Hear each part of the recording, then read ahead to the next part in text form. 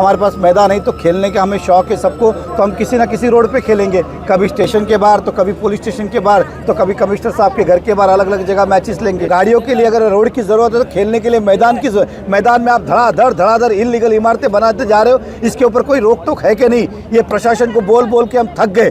अब हमें लगता है कि यही रास्ता है, क्योंकि हमको कल रास्ते पे ही खेलना पड़ेगा।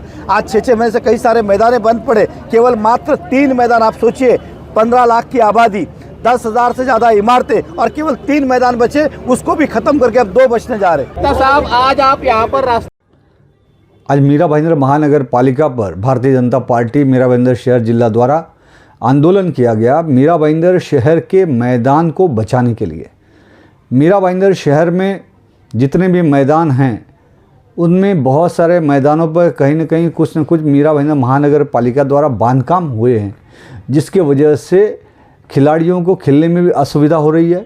और अब नए कुछ मैदान हैं जिन पर कुछ नए बांधकाम प्रस्तावित किए गए हैं मीरा भाईंदर महानगर पालिका द्वारा। तो भारतीय जनता पार्टी की ये मांग है कि वो जो भी प्रस्तावित बांधकाम हैं वो सारे रद्द किए जाए और पूरा का पूरा मैदान वो खिलाड़ियों को खेल के लिए उपलब्ध किया जाए। देश के प्रधानमंत्री आदरणीय नरेंद्र मोदी जी ने देश के खेल और खिलाड़ियों पर इतना ध्यान दिया कि पिछले आप 3-4 वर्षों में देखेंगे, चाहे ओलंपिक रहा हो या अन्य कोई भी खेल की प्रतियोगिता रही हो, हिंदुस्तान सबसे ज़्यादा मेडल अब तक पिछले 50 सालों में अब इन 2-3 सालों में से जीत रहा है। जिसका अर्थ ये है कि देश के प्रधानमंत्री ने खेल और खिलाड़ियों पर अत्यधिक ध्यान दे रहा है। और हम भी ये चाहते हैं कि हमारे मीरा भाईंदर शहर के जो खिलाड़ी हैं वो प्रोत्साहित हों, उनकी प्रतिभाएं उभर कर आएँ। और उनकी प्रतिभाएं तभी उभर कर आएंगी जब उनको खेल के लिए सही मैदान उपलब्ध होगा। तो हमारी यही भूमिका है कि सारे खेल के पूरे मैदान खिलाड़ियों के लिए उपलब्ध किए जाएं। में बैठ चुके हैं, यातायात पूरी तरह से ठप हो चुकी है, क्या कहेंगे? आपका बैठना उचित है? मीरा भाईंदर के अंदर अब केवल पूरे मैदान 3 ही बचे, केवल 3। अब 3 के अंदर भी बांधकाम शुरू करने जा रही है नगर पालिका, जो आने वाले भविष्य के हिसाब से नुकसान है। अगर सभी मैदानों में इमारतें बनने लगी तो आने वाले भविष्य में बच्चे को फिर से सड़क पे खेलना पड़ेगा। आज जो हम ये देख रहे हैं वो आने वाला भविष्य दिखा रहा हूँ कि अगर यही चलता रहा तो आने वाले 10 साल बाद यही होगा कि फिर से हम रोड पे खेलने आएगा। देश तरक्की कर रहा है, ज़माना तरक्की कर रहा है, शहर तरक्की कर रहा है, लेकिन खेल के मैदान में हम पीछे आते जा रहे हैं। ये 3 मैदान को अगर आज नहीं रोका गया तो भविष्य में हमारे आने वाली पीढ़ी के लिए स्पोर्ट्स के लिए कोई भी मैदान नहीं होगा। आज की जन आबादी है 15 लाख, भविष्य की होगी 30 लाख, लेकिन मैदान के लिए कोई दूसरी जगह नहीं होगी। मेहता साहब, आपका आंदोलन भले ही योग्य हो, लेकिन आपका ये तरीका क्या सही है? दोनों तरफ का ट्रैफिक जाम करना, स्कूलों की बसें रोकना, सार्वजनिक बसें रोकना, आवश्यक सेवाएं रोकना, कितना योग्य है? एक चीज़ सुनिए, एम्बुलेंस को हमने किसी ने रोका नहीं।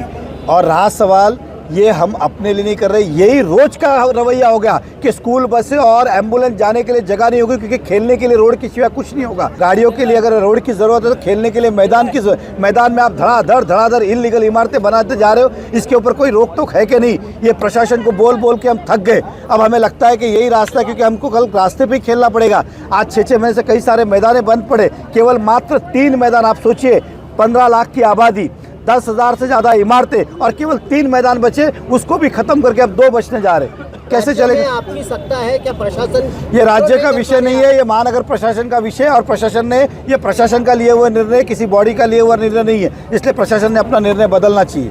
मेहता जी, आयुक्त के खिलाफ आपका ये दूसरा मोर्चा है। देखिए, दोनों ही मोर्चा आप देखेंगे तो पहले क्या था, विदाउट नोटिस 600 लोगों को काम पे से निकालना कभी होता है क्या? आप भी जिधर, मैं भी किधर, कल से काम पे मत आना, ऐसा होता है क्या? उनका परिवार चल रहा है, 10-10, 15-15 साल से नौकरी कर रहे हैं, ये कोई तरीका है क्या? अब मैदान मैंने कहा 3 केवल बचे हुए, वो भी आप खत्म करने में लगे हुए। देश की हालत क्या होगी, शहर की हालत भविष्य की क्या होगी? कहाँ पे बच्चे खेलने जाएगा, इसका मुझे जवाब मिले। अब कमिश्नर बोलते हैं 5 लोग मिलेंगे, यहाँ पे सब विद्यमान नगर सेवक है, हमारे भारतीय जनता पार्टी के अध्यक्ष की, तो हम जाए तो कौन जाए मिलने के लिए? मेहता जी, आपके 145 के विधानसभा के जो प्रमुख हैं रवि व्यास जी और युवा के जिलाध्यक्ष वो कहीं भी नहीं दिख रहे, नदारत हैं, तो वो आपके पार्टी के लोग नहीं है, उनको मैदान नहीं चाहिए। देखिए, एक समझ के चलिए, पार्टी बहुत बड़ी है, विस्तार है, बहुत सारे कार्यकर्ता आज यहाँ पे उपस्थित नहीं है, सबकी अपनी अपनी व्यस्तता होगी, लेकिन इसका मतलब ये नहीं कि भारतीय जनता पार्टी का मुद्दा घूमने वाला। ये भारतीय जनता पार्टी का मुद्दा है, किसी का व्यक्तिगत मुद्दा नहीं है, और ये भी आने वाले भविष्य की पीढ़ी के लिए, किसी व्यक्ति के लिए नहीं है। ये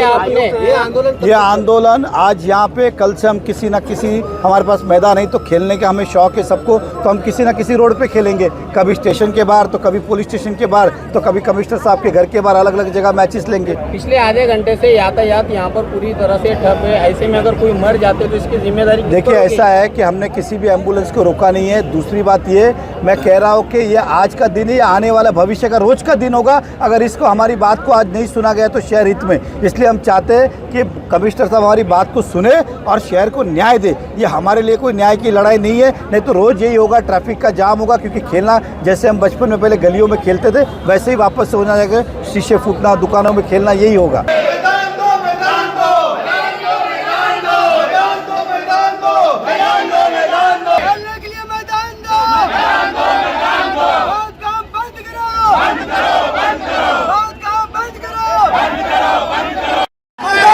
सम्मान में मैदान के सम्मान में